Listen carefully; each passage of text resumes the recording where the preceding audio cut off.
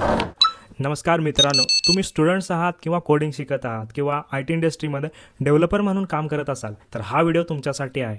अनेकदा syntax type करण्यात, error शोधण्यात आणि कोड डिबग करण्यात आपला खूप वेळ वाया जातो. पण आज मी तुम्हाला अशा 3 कडक ट्रिक सांगणार आहे, त्या वापरून तुम्ही तुमचा कोडिंग स्पीड थेट 3x करू शकता.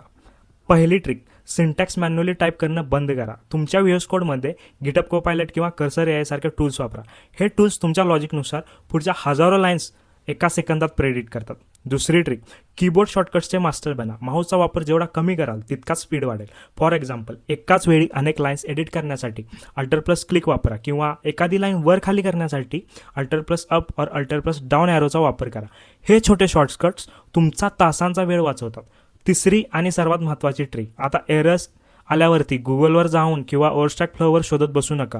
व्हीएस कोडमध्येच एरर लेन्स किंवा कोपायलट चॅटचा वापर करा. एरर नेमकी कुठे आणि का आले हे एरर लेस तुम्हाला स्क्रीनवरच हायलाईट करेल आणि कोपायलट चॅट एका क्लिकमध्ये ती एरर तिथेच फिक्स करून देईल.